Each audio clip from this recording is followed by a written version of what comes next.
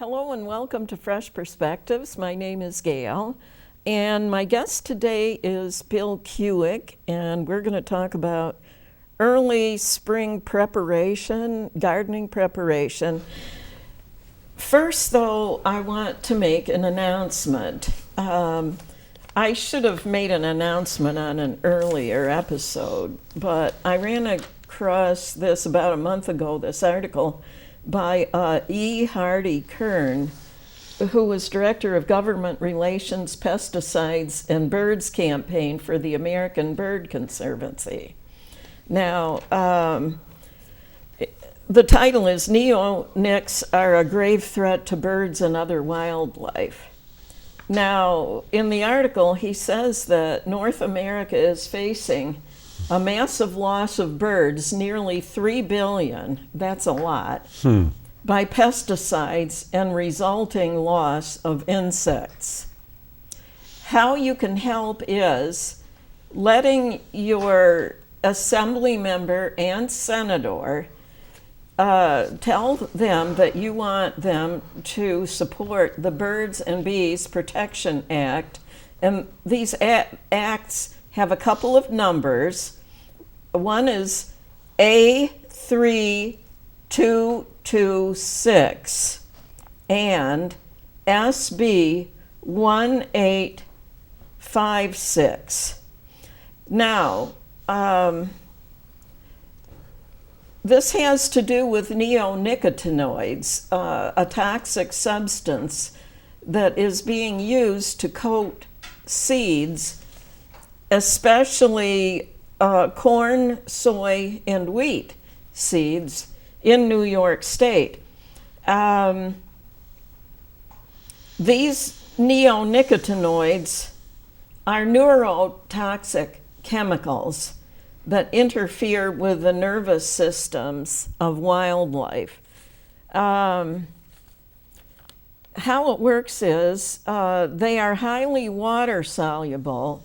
They slide off the seeds and are absorbed by the roots of the new plant, quickly becoming incorporated into every single cell of the plant. So basically, the plant becomes completely saturated with them, and there's no getting them off.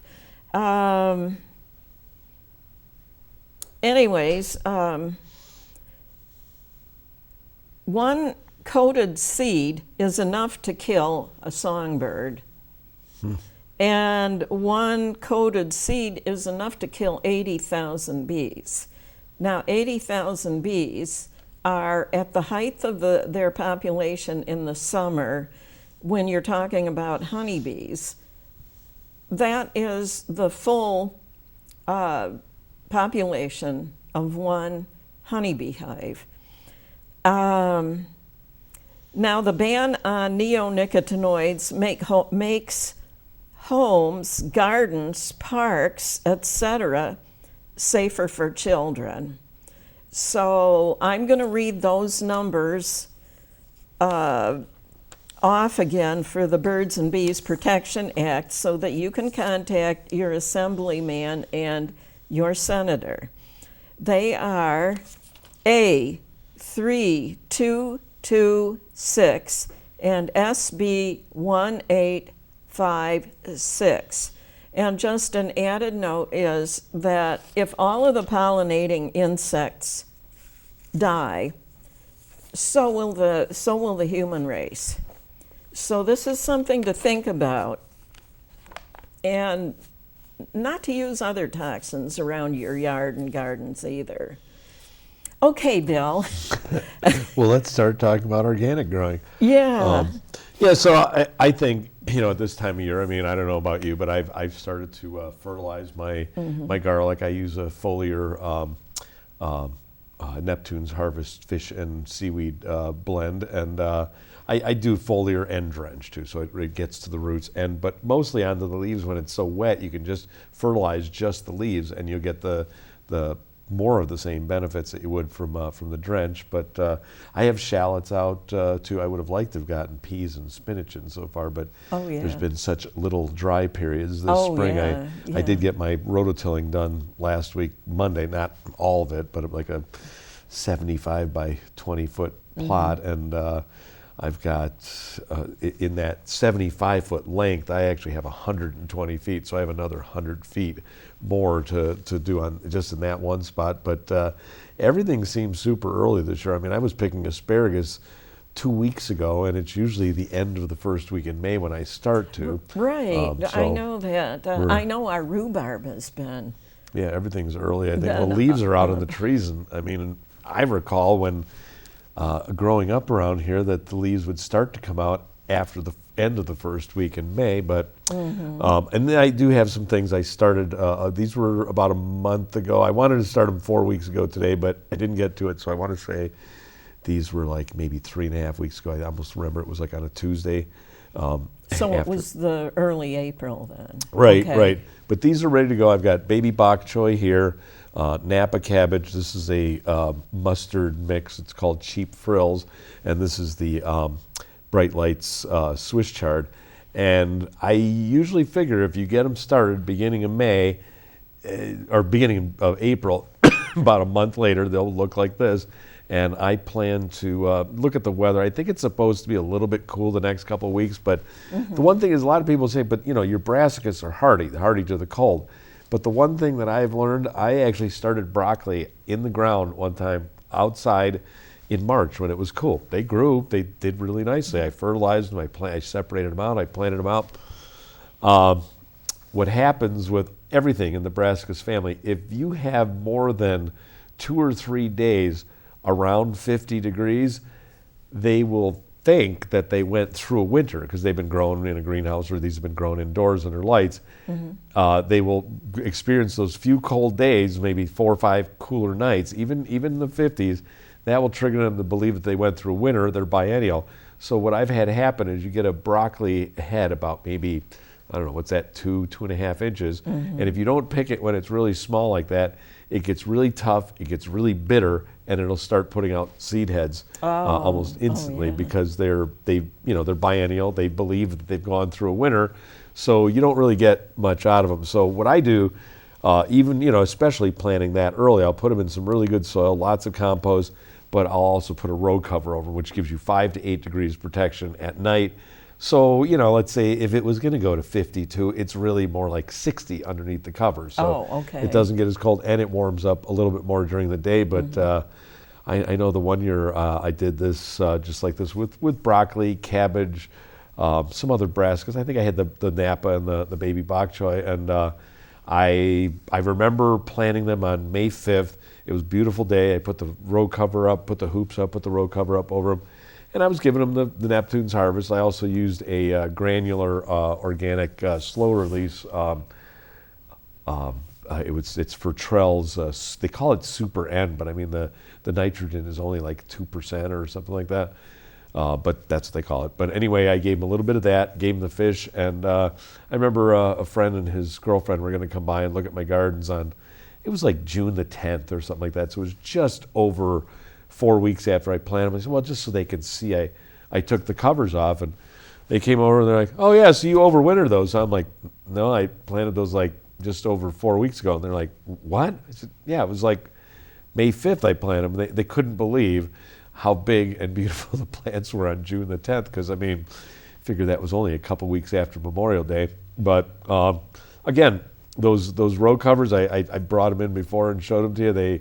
They really do make a big difference. They warm up quicker, and they protect them at night a little bit better, and everything doesn't go to seed on you really, really quickly that way too. But I've personally, I've been like, some places where I mulch too heavily, I have to go through and open them up to make sure that my garlic gets through. And again, like I said, I've been picking asparagus. I was planting pear trees last Sunday, and I take my dogs out with me, and I look over, and they've eaten the entire patch of asparagus, like even the little tiny ones that are just coming up. They eat it all. I've never had dogs that ate all my asparagus, but I was like, okay, well, maybe in a couple weeks I'll have some more. But they love it somehow. But yeah, I just think it's a good idea. Like for me, I like to bring in I bring in drums, like 20-gallon drums full of compost at the end of like last fall. And some of it's in my garage, some of it's in my basement. But come this time of year, I want to plant something. I've got it warmed up. And plus, if it's not completely broken down, the worms don't go to the bottom and hide like they do outdoors. They'll tend to work more in your basement if you have them in a drum. And then so this is the potting soil I use. This is a little bit different, but if I don't go half and half compost mixed with the potting soil, sometimes Elliot Coleman gave us this recipe with like all these very specific ingredients. It's so much black peat, so much brown peat, so much actual garden soil with, I have the recipe and it's in his books as well. But he says, if you just use straight compost, he says it's almost as good as going through all these steps. So just straight compost is really, if it's really well rotted, because if it's done, it's just really, really crumbly, nice soil.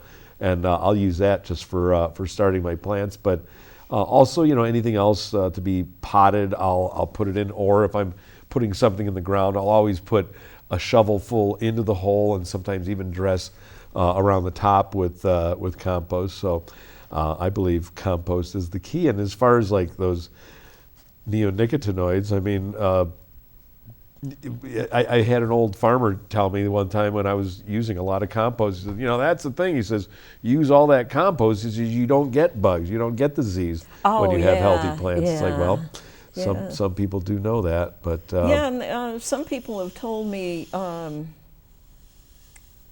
I think it's between like the rows of squash and cucumber plants, I think it was marigolds that they... Oh yeah, marigolds are good. They said for discouraging the ones that like those, the bugs that like those kinds of plants. I always buy flats of marigolds. I sometimes start them myself, just buy flats of them, just plant them all around the gardens. But I've read as far as like root rot nematodes, like if you're, like say you want to have really, really good carrots next year, grow a whole bed of marigolds. Really? And then just let them grow the whole season. And they say that you just chop it up or rototill it into the soil. And they say for every marigold, it gives you a 3-foot diameter circle of protection from nematodes for 2 or 3 years. Oh, really? Now, would you do this in the late fall?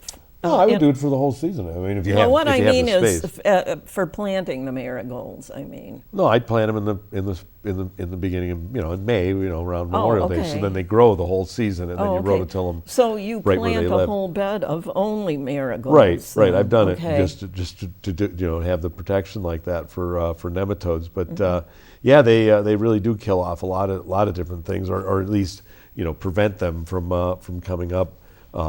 Being a problem. But I actually, though, I kind of wondered after I got this, I can't remember who gave it to me, but I had a seed, and it was for a type of marigold, and they were called I can't remember, it was an heirloom marigold, and I was like, they grow 6 feet tall. Oh my gosh. I was like, usually the marigolds I get are maybe they're a foot and a half at the end. 6 foot tall. Yeah, huge. The only thing I know of that gets really, really tall is the Jerusalem artichokes. Oh, that's a good one too. I don't think I told you this, but since I saw you last, I 2 years ago planted 3 50-foot long rows of Jerusalem artichokes.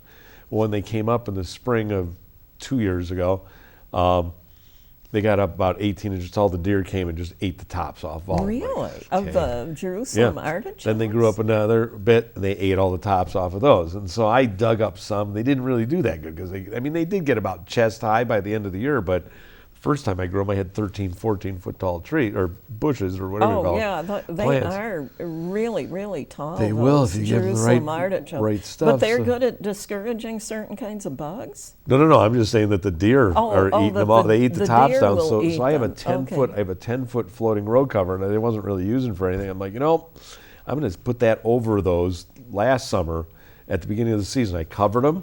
And I sandbagged them in, and I figured, well, at least, if it's a 10-foot thing and it's arced up, at least they can get 4.5 feet high before I have to take it off. And just let it billow, just had the corners and the edges down. Rabbits were going inside of it into the tunnel, but they weren't eating them. So they did get nice and tall last summer. few weeks ago, I noticed, I was like, my helper Sean was going to help me do some stuff on a Sunday. And I said, we should probably dig some of these up because they're probably really good right now after, sitting out there all winter. And that was on like Thursday. And on Friday, I'm like, it looks like deer have been digging to get to the Jerusalem artichokes on the ground. I have never, ever, ever heard of or knew of a deer to paw through the ground to get to stuff that's underground. So they started on Friday, and there was more done on Saturday. By the time Sean showed up on Sunday, I'm like, they looked like they went through the whole patch. They obviously didn't get them all because they were there for days afterwards, but every place where there was one plant, there's a hole. I don't know if there's anything left. I don't know if I have anything left out there at all. And I mean, when I think about it, the rows were 50 feet long. They planted them about 1.5 feet each, so you figure that's about 35 plants per row. So you figure I had over 100 plants in my 3 rows. Each one of them must have produced 15 to 20 pounds of Jerusalem artichokes. So 100 plants times 15 to 20 pounds. I must have had 1,500 to 2,000 pounds of Jerusalem artichokes. And these like 7 or 8 deer must have eaten them all. And the thing is, there's all kinds of green stuff out there for them a few weeks ago. Like they didn't really need them, but they wanted them. So we'll see if I get anything out of it. Must be they like the taste of them. Well, I have to say, I like vegetables, but there's something about Jerusalem artichokes. They're not a favorite with me. I like them. I started growing them out in Ohio just on a whim, and I mean restaurants are buying them from me. And the one guy found an old LL Bean cookbook, and he found it was like a leek potato soup that they made with Jerusalem artichokes, substituting the Jerusalem artichokes for the potato, and then he made Jerusalem artichoke croquets. So they were like they were grated and made into like a potato pancake and fried that way. But I like them raw. I like them cooked. I will eat them if I have them, but don't have any, I don't think, this year. But I even put pieces. I had these cages that I used to put around my tomato plants, and I laid the tomato cages on them. They literally moved the cages to get to them. Oh my gosh! But one thing I also thought I would mention is I think this is a great time of year. I mean, if you're just starting, with your gardening stuff, it doesn't take a whole lot of time, and on a day like today, it's not the best of weather. But I just take a file and sharpen like my shovels, my hose, just put just a little bit of an edge on it, and it cuts through the soil a little better. Same thing with your shovel. All of your tools that could be sharpened, it's not a bad idea to just it might take you 15 minutes to do that and just makes your work a lot easier. And you might want to check your handles too. I know sometimes I'll crack a handle of something the season before, and not a bad idea to replace those too. But of course, we know Memorial Day is our traditional planting time around here. And I know some people are talking about, they had this early spring, so they planted stuff early. And I'm like, it's not even May yet. And in Fredonia, I know yours is probably much later, but our average last frost in Fredonia is May 20th. So, and I've seen it freeze on Memorial Day before up there. So, well, we can get a frost up where we live. We can get a frost any time during the first half of June. Right. And that Stoke Seed Company used to be in Fredonia, and they actually had it stamped right in their packets. They even said, in the Great Lakes region, they said the weather really is not settled here until mid-June. So they said, as far as I know with pepper plants, they suggested waiting until mid-June till everything was settled and warmed up. But I do swear by those row covers. I know I've mentioned this on the show before, but the one year I planted, it was beautiful, warm all weekend, Memorial Day weekend. I think Memorial Day was like 90-something. I planted peppers, tomatoes, eggplant, and the next day, Tuesday, it was windy. It was like 50 degrees, 55 degrees. I was like, boy, those eggplant do not look happy out there. Put up the hoops, put up the row cover, left them until June 21st, and they were the most beautiful eggplant I ever planted. So I'm like, definitely going to remember that, and I do. I try to cover them because you always get the flea beetles, and there's some other bugs that go after them. So if they're little, there's only a few small leaves, those flea beetles can do some damage. But if you get them, sometimes I uncovered them. I mean, the leaves are, almost a foot wide by 1.5 feet long. They're beautiful. They're lush, and if they get a few bugs at that point, they can, actually still resist it and still produce. But when they're little, sometimes they just don't even do anything. They just kind of sit there. They don't even want to grow. So I just think that's if anybody's interested in doing it, that's a good way to do it. Is just to cover them. And I would think, especially up on the hill here where you live, I would highly encourage row cover like that. And I use it on I'll even put it over my beets and carrots because it helps things to germinate better too. It keeps the moisture in. So something like carrots, you don't want them to dry out. You want to make sure that they stay moist while they're germinating. So if you water in the morning on a sunny day, you probably don't have to water again in the evening because the row cover will keep the moisture down. Plus it's white and it reflects some of the solar radiation. They do block out. The one I use is AG19, Agribon AG19, and it blocks out 19% of the light, so you get 81% of the total amount of sunlight that's coming through. So you do have some shade. But I swear, there's been so many times that using those things, it just really, really perks things up. Plus, like I said, that keeps the bugs off them, keeps things a little bit more humid. It's like a little greenhouse, but instead of putting a tarp of plastic on there that would get really, really hot, it's spun bonded polypropylene mesh.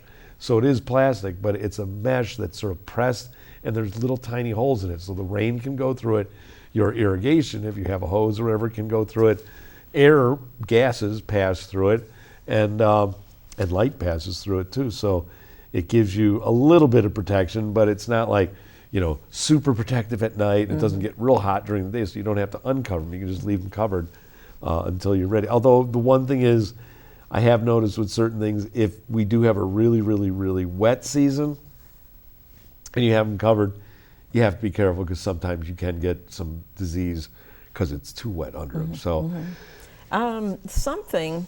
Carl planted beets and carrots last year like he usually does, and something was under the ground was eating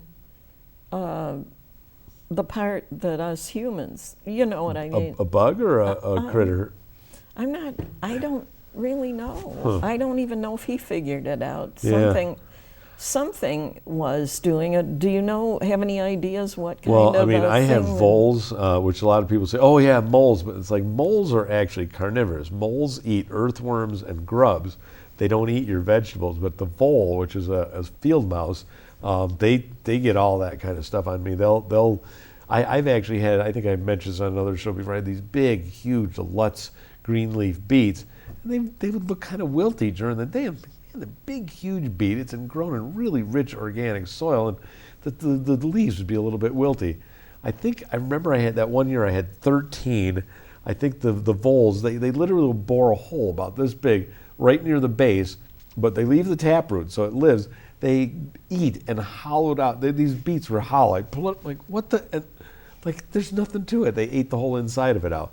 But they'll eat your carrots. I've even seen them eat, like, habanero peppers, and you think, like, boy, Really? how does you would think that would burn them up inside. But Oh my gosh. for a little tiny animal like that to eat even a whole or a half of an habanero pepper, like, it would probably put some people into convulsions. But you would think a little tiny mouse, what do they weigh, like a couple ounces or something? But yeah, they'll eat anything that's kind of close to the ground like that. So it could be voles. And I think I actually didn't have them when I rented my house just down the street from where I live. None of my neighbors have them, but I had them where I lived in Forestville. And I must have told you on other shows that I moved my soil from my old rental place to my house in Forestville with like 3 dump truck loads of that soil. And then when I was moving to the house I have now, I was like, I wonder, and I had a friend who was a contractor, and he had big equipment, and we moved basically a tractor trailer load full of my soil from that garden to where I live now, and I swear we imported the field mice from Forestville to where I live, because none of my neighbors have them, but they're bad around me. And I have hawks, I have owls, I have coyotes, fox. My dogs will actually go after them. There's feral cats everywhere around me, but there's a plenitude of field mice, Oh, and that they do a lot. I think honestly, deer are second to the field mice in my garden as far as the major pests. But I mean, deer are catching up. But yeah, I mean, where I am, it's always been those little mice.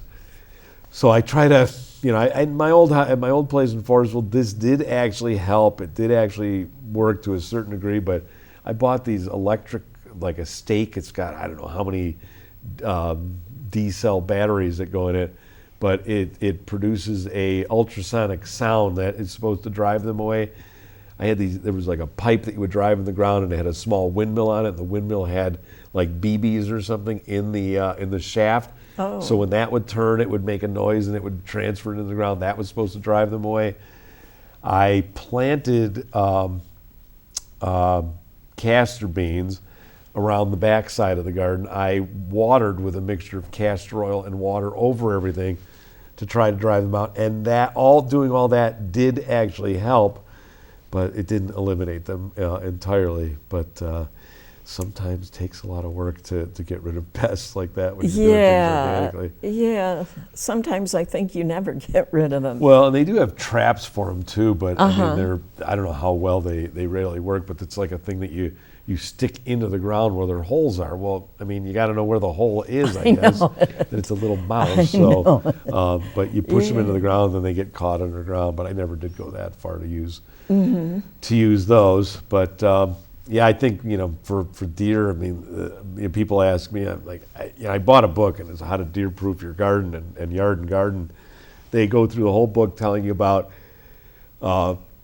resistant varieties of plants and stuff like that, but they basically say bottom line is you need a good 8 foot, 8.5 foot high fence minimum to keep deer out. Oh, yeah.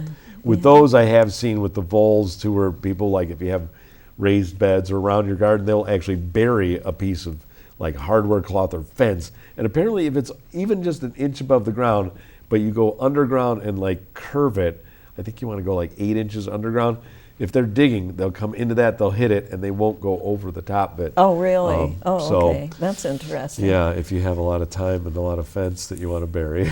Now, you've brought some spinach seeds. Yeah. Shall I start if you want, planting them now?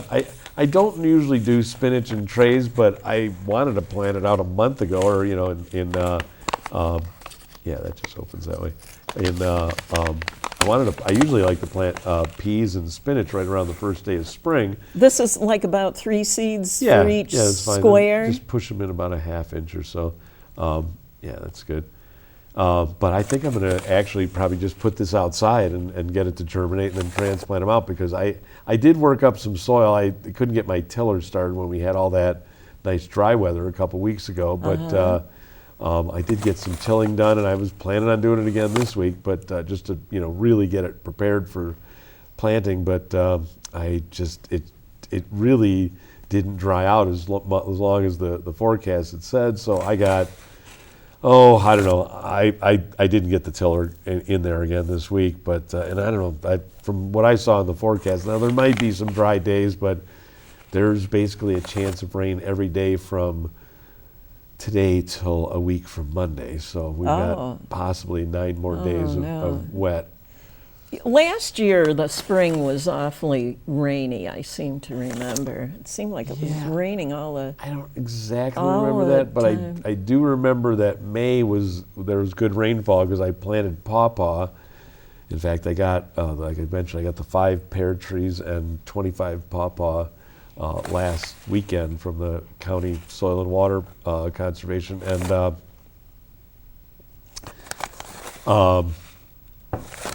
I did get I actually planted the pawpaw in the buckets, and the pears were put directly into the ground, but so I haven't had to water anything in these last weeks. But I do know last year I got 25 pawpaw. I planted.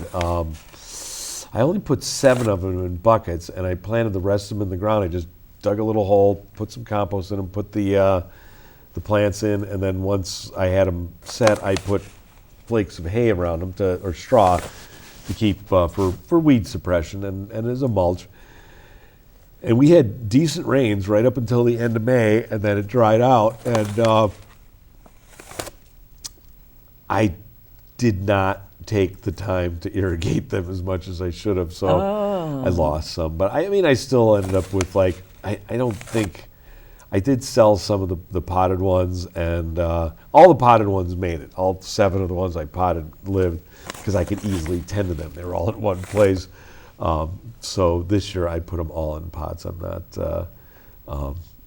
not trying to separate them and put them into the ground. But yeah, it was super dry after that. I mean, June, July. I think we started getting a little bit more rain in August last year. But yeah, it's just, you just don't know. July, I mean, I don't think we got any rain in July last year, did we? I think normal is like 3 inches. I think I measured an inch of rain. Yeah, I don't, because somebody told me by the end of July, just as we were finally expecting some rain, one woman I know said that, she goes, we're officially in a drought now, she goes. Well, I know that they weren't even at some place, like the Buffalo weather place, were saying it wasn't a drought yet. It's just very, very dry. It's like, well, I guess you call it whatever you want. But I thought, at the end of the season, I was saying, man, my pond has never been this low. I swear it must be 3 feet down. And when it wasn't until we got that snow around Thanksgiving, I was going, ooh, my pond spill-off must be plugged, because this pond is so deep. It's definitely way beyond where it should be.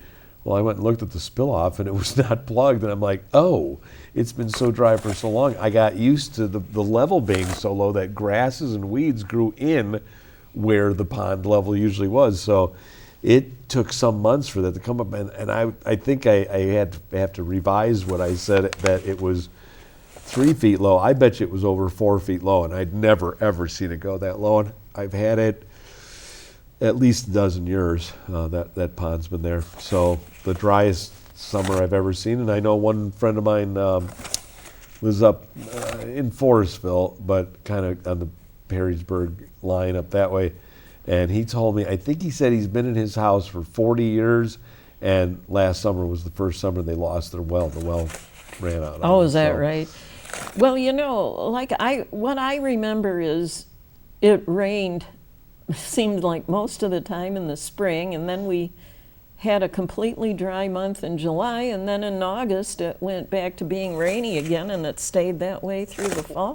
Well, I do recall that the summer of 2021, because last year was 2022, 2021, in July, I actually counted what I collected for August 1st, because it was so significant, but in the month of July, counting August 1st of 2021, I measured 12 inches of rain the summer before. So, wow. You know, one summer it's drought, one summer it's like flooding rains. Yeah, you never, it's different every year, isn't it? Right. I know, it's funny because people say, oh, well, you know, where I live, there's always a freeze right at this. It's like, really? Every year it happens that way? Because nothing happens every year the same way here. I mean, it could be a drought and hot, or it could be cool and wet, or anywhere in between. That's one thing about this time of the year, the spring months, the weather, I mean, it does something different every day practically in the spring. Right, yeah, it could be anywhere from, well, you remember, what was it, 2 weekends ago? It was in the 80s. Right. And then we had snow on Monday and Tuesday. Right. So it's, we can't, it's just so, I just say widely variable extremes are our new normal. It's just all over the place. But, yeah, and I mean, I like you, I'm sure we're both old enough to remember when spring was spring and summer was summer. But yeah, I mean, we could have drought in the spring, or it could be like too wet in the spring anymore. I remember the old timers when I was a little girl telling me that spring isn't here to stay until the peepers freeze up twice after you hear them the first time. See that, and I know people say, "Oh, what's going to happen with all of our flowers that are outside now?" And I was like, "Well, I always thought I've read that somebody said two different things. I've heard the daffodils need to get snowed on either 3 times or 5 times before the weather breaks." But and like I said, I know some people who are actual, somewhat professional growers, and they were talking about, well, we had a frost the other night. It's supposed to frost tonight, but it looks like for the next 2 weeks we're going to be okay. It's like, I'm a little bit worried for the fruit farmers because, I mean, apple trees and pear trees are all blossomed out now. And again, Monday is May 1st, and 3 weeks from that is the average last frost. So, frost and killing freeze. So, we can, I just, I've jumped the gun before and gotten caught, and I usually advise to go a little bit later. I know the one year there was 2017. I was helping a girl from Fredonia State because she had control of their gardens that are behind a new biology building greenhouse, and she messaged me, and it was about this time of year. It was end of April, and she's like, well, it's really hot out there today. And she goes, I checked the weather. And she goes, there's not going to be any cold weather for the next 2 weeks. So I'm planting everything. And I said, well, it's your garden. You can do whatever you want. But I said, seasoned growers around here know that we could get a frost or a freeze for, several more weeks. So, and then I think she did plant, and it was warm, and it just turned cool and really, really rainy, just like within a day or two after she planted. So I don't really know how well she did, but I remember one of my clients who's a grape farmer in Westville. I told him that, and he's like, well, it sounds like she's set up to learn a lot. Like she'll learn from her mistakes, but hopefully. Yeah, if you're going to plant early, you better have stuff you can cover your plants up with. Absolutely. You know what I read somewhere once as a suggestion for something you could use if you hear about a late frost, where it said something about to take, if you have rhubarb, take the rhubarb leaves and cover a lot of the plants. Yeah, anything, even an old sheet or a blanket, or depending on how cold it's going to get too. But yeah, I mean, even I've seen people just use newspaper. Just take a piece of newspaper, just make a little tent and put it over, as long as it's not going to be windy. Yeah. But I got caught the first, well, it was really I want to say the second year that I farmed back here in 1992. I got caught, and it was much later than this. It was the week of May 10th to May 17th. It was beautiful. I mean, it was in the 70s. May 17th was a Saturday. It was like 85 degrees. I'm like, we're 3 days away from the average last frost. I'm planting everything. 300 tomato plants, 150 peppers, 150 eggplant. The next day it was 41 and drizzly rain for the high of the day. So I went out, and I was kind of lucky that I was being cheap. Instead of using a big long piece of brand new floating row cover, I was using sections. I had like 5 pieces that you can't put them seam to seam or they won't hold. So I overlapped them by maybe 3 feet each plant, each section. The tomato or the peppers and the eggplant, I put wires up, number 9 wires, hoops, and I put clear plastic on them. Like, it's so cold. I'm not even punching a hole in these things for them to aerate. I'm just going to leave them like that. And that was the Saturday the 17th. 9 days later, May 26th, was Memorial Day. It was 26 degrees in the morning. Now, I didn't really completely lose very many, if any, of those tomato plants, but some of them, they had flowers and fruit on the top, and they got burned off, even just with a single row cover, going down that cold. But where I overlapped, they were perfect. They were completely fine. So had I known, had I any concept that it was going to get that cold that night, I could have taken a second row cover and covered the whole section of row cover, and I probably would have been completely fine. I think out of the 300, I remember buying like 70 more plants and replacing them, but they weren't heirlooms, and they weren't the ones I wanted to plant, but just to replace, and they have 300 plants. I ended up going with some of the just some from a greenhouse that I picked up. But yeah, I mean, it can, even when it's warm earlier, it doesn't necessarily always hold. Yeah, it doesn't mean it's permanently here for the season. Right. Yeah. Well, like we're saying too, I mean, we're really 3 weeks away from the average right now. And, again, the average is the average, but sometimes, we get we can have cold. Well, we were talking before the show how it snowed in mid-May before, but and I hear people say, "Oh, I remember it snowing in June before." I'm like, not where I live and not when I've been growing, because I've always had warm weather crops planted by Memorial Day at least, and I've never seen a freeze after Memorial Day. I'm not saying it never happened out in the hills or anything, but I think I would kind of understand. I would hear of it if it did get that cold. I mean, I think possibly. I mean, there could be a frost in the 30s, but I don't know. You live kind of higher up too. Have you ever remembered a freeze or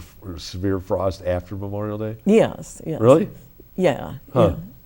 Yeah. So I wanted to mention to the viewing audience, because I noticed it, that you're wearing a T-shirt that says General Hydroponics Right. on the front, and then there's a picture of something on the back, some sort of a piece of equipment. Yeah, or I something. think I don't know. It's just that my friend has a hydroponic shop, so he gives Is me he free the t-shirts. one? Is he the one down by the Pennsylvania line that has No, a he's- hydroponic place? No, he's in Buffalo. Oh, Buffalo. Yep. Okay. Hydroponics in Buffalo, which is like, I mean, if you look at his website, it says permanently closed, but Does it? yeah, but well, he has he rents the whole building to a gym, and Is that right? She keeps wanting more and more space, and I think he's making the money that way off of that. So he's I see. given up most of his space to that. So it's like I said you should call it backdoor hydroponics, because you can only get to it from the back door. It's not on Hurdle Avenue anymore. But yeah, it's kind of like by appointment only for those of us that are in the know. So I have his number, and I'll just be like, "Hey, I'll be in Buffalo Monday about 1 o'clock. You be around?" Yeah. Shoot me a text, and then he'll go and open up for me. But yeah, he's just kind of cleaning everything out, but he's still got his hand in it a little bit. But yeah, many years. I don't even know. I mean, I've probably been going there over 20, maybe 25 years. I don't know how long he's had the store. Roughly same age as me too. And it's funny because we started talking to one. He said, I swear he was at Buffalo State for the last like 3 semesters that I was there. And I swear I knew you. I knew you from back then. And then we started talking. He knew my 2 best friends. I swear I knew you. And I'm like, I remember you still owe me $20 actually. But he didn't.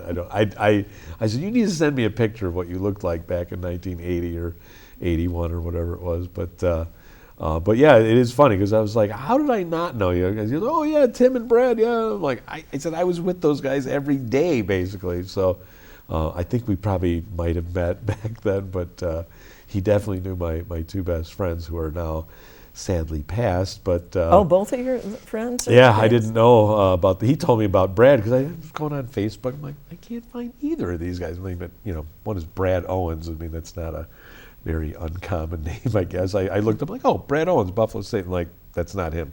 But the other guy, I found out, and he might have died back in the 90s, actually, like, or maybe early 2000s. And the other guy, Tim, I found out he died at right around age 50. His dad died, and like within a year, he passed about a year later of cancer.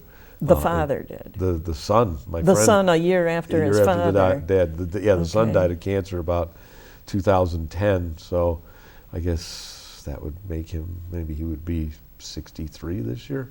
But yeah, just learned that both of those. But those are the guys that my friend Jerry knew, that I knew when we were in college. But I just cannot place him. And the funny thing is, I was really into cycling. I used to ride my bicycle from Buffalo State to Niagara Falls like almost every weekend. Oh, did you? When I lived there, I'd be over the Peace Bridge where I lived. I could ride my bike over the Peace Bridge within 10 or 15 minutes of where I lived, ride to Niagara Falls and back, and then back over the Peace Bridge. And I mentioned to Jerry, he's like, "Oh man, I must have done that 100 times." I'm like, we probably passed each other on that ride before going over to Canada, but. Yeah, it was. I mean, I don't know. When you live in the city of Buffalo, I mean, granted, you got Delaware Park, and now they have like the river walks and the different places where you can go along the water. But it wasn't like that then. So I mean, it's just beautiful to go over the bridge and take that scenic parkway along the Niagara River in Canada, which I've had people say, oh, that part's the crappy part. You need to go from Niagara Falls to Niagara-on-the-Lake. That's the good part. I'm like, all right, I guess I did the crappy part all my life, and I don't know the good part. But we've been to Niagara Falls in the past, or I mean, Niagara-on-the-Lake is what I meant to say. We've been there. It's a cute little. I'm sure it's I've a been there. cute little village. Right. A lot of really shopping, is. I understand. But Oh yeah, lots of good shopping at Niagara-on-the-Lake. I swear I got my passport in 2009, and it expired in 2019. I need to renew, but it was like in that 10 years that I had it, I don't know if I was over the border maybe 3 times, and not in like 2009 to maybe 2017. I never used my passport at all. And then those last couple of years, I went over just went over to Niagara Falls, or maybe I think just once, just Fort Erie to meet somebody for dinner over there.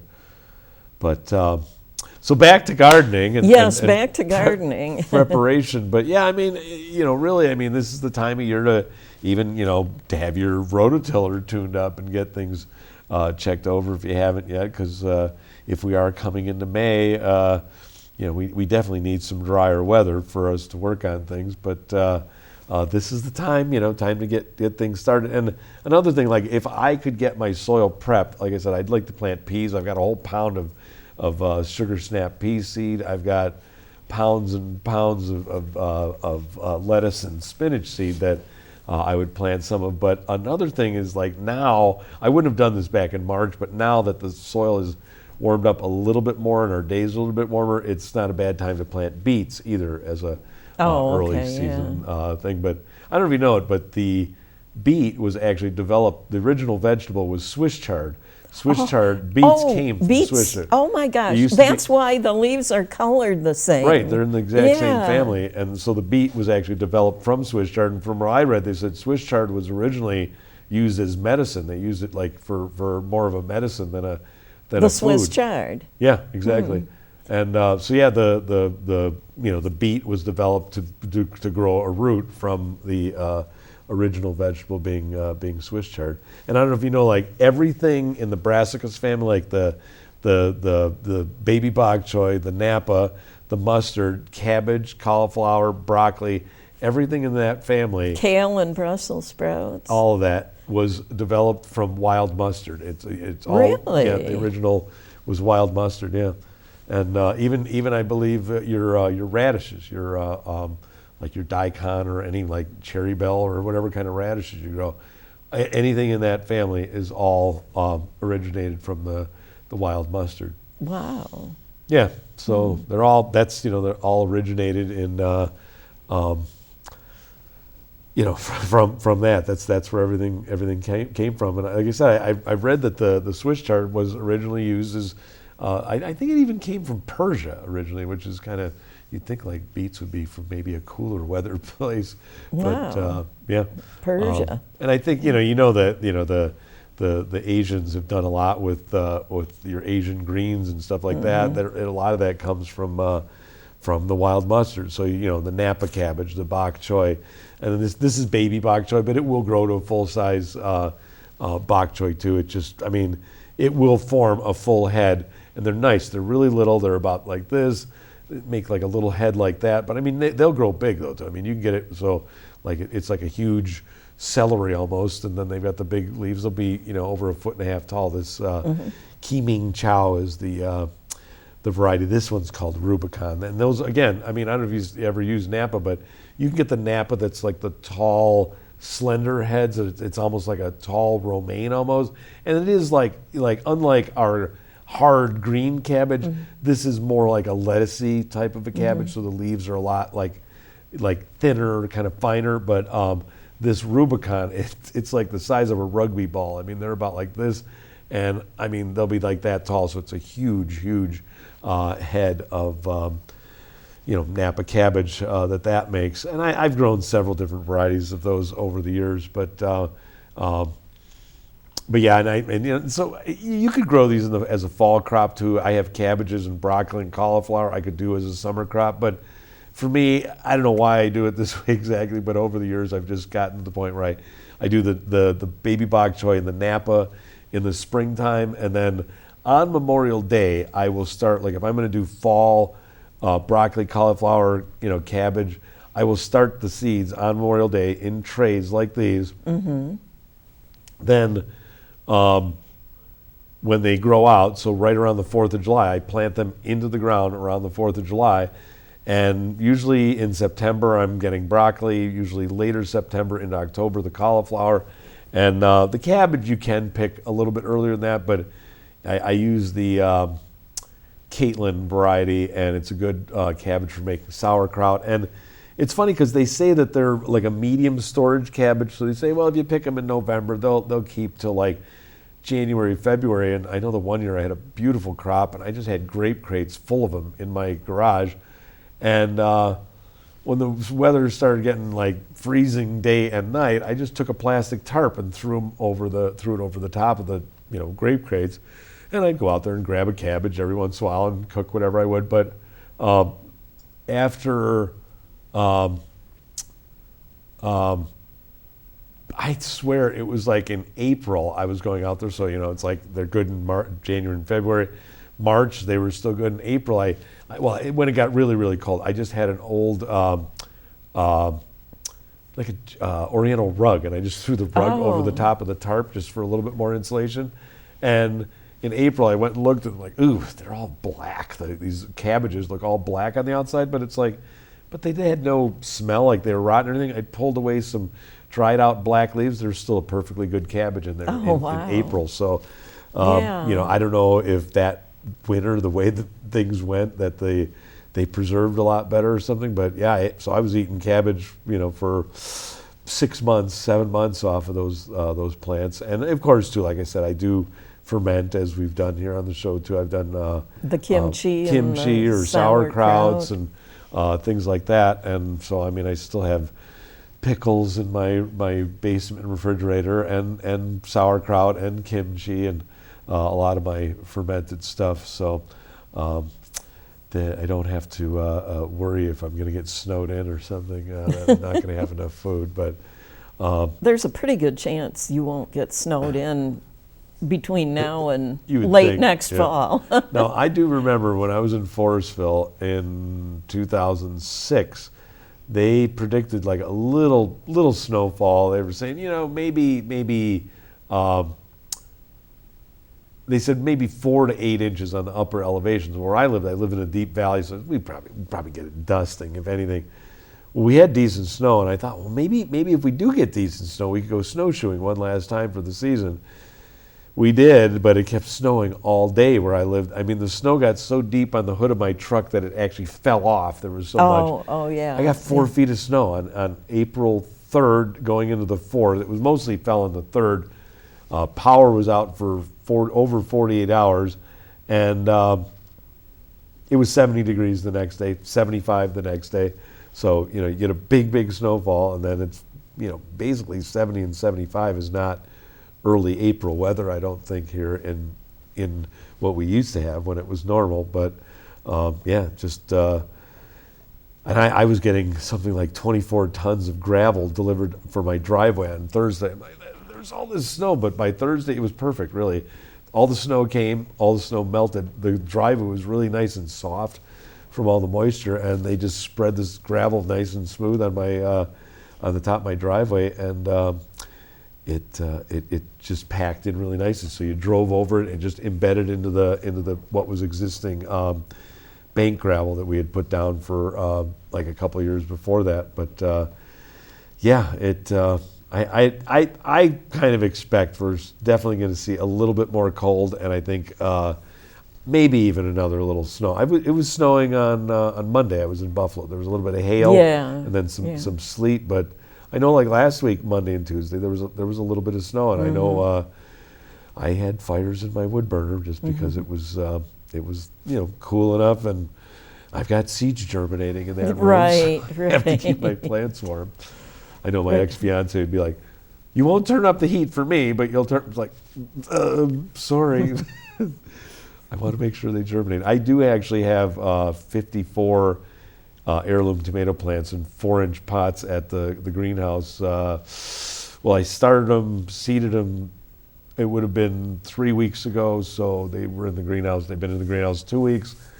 And I also have some flats of the same stuff that we see in front of us here that I separated out, and those are down there. But I also last week, this Monday, will be 4 weeks till Memorial Day, so gave it an extra week, 5 weeks, and I actually just watered this morning. I have three flats like that of the 36 of.